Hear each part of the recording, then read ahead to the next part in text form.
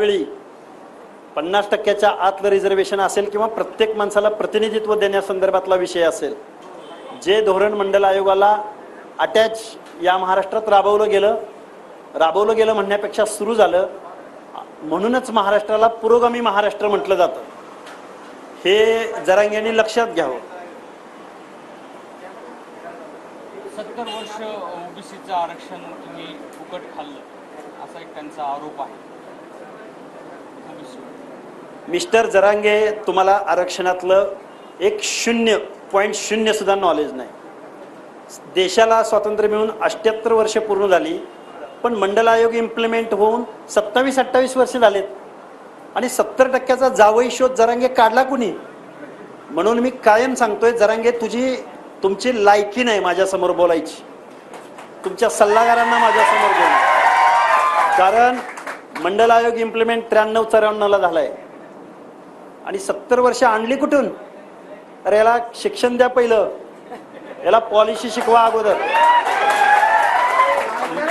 माझी चिडचिड होते, मला मान्य आहे, मी थोडंसं एकेरी बोलतोय. महाराष्ट्रात ह्या वेदना आहेत आमच्या, म्हणून हे शब्द येत आहेत माझ्याकडं.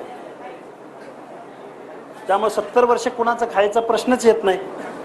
आणि 27-28 वर्षात तर काय मिळालंय? ध्यान देऊन सगळ्यांनी ऐका.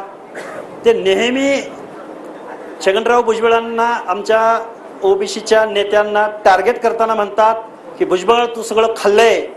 या जरांगेंना माझा एक सवाल आहे, या महाराष्ट्रामध्ये आत्ताचं कालचं सुद्धा बजेट, म्हणजे एकनाथ शिंदे साहेब मुख्यमंत्री झाल्यानंतर सुद्धा या महाराष्ट्रामध्ये 60% ओबीसींना, म्हणजे 50%हून जास्त ओबीसींना 100%पैकी 1% सुद्धा बजेट या महाराष्ट्रानं राबवलं नाही. जरांगे, हु इज लॉ मेकर आणि हु इज लॉ इम्प्लिमेंटर? आमदार कोण, खासदार कोण, मुख्यमंत्री कोण? मराठेच ना. ओबीसीला 1% बजेट तुम्ही देत नाही आणि कुणी कुणाचं खायचा प्रश्न येतो. आणि जरांगे, जर ओबीसीने खाल्ला असेल 70 वर्ष म्हणतो तो, 70 वर्ष सोडून दे, 27-28 वर्ष ओबीसीना रिझर्वेशन कायद्यानं मिळालंय.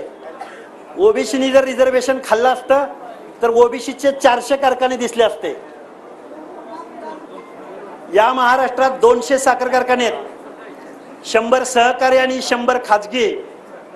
त्यामधले 10-15 कारखाने सोडले तर 90% कारखाने फक्त मराठा समाजाचे आहेत. जरांगे असं म्हणतात की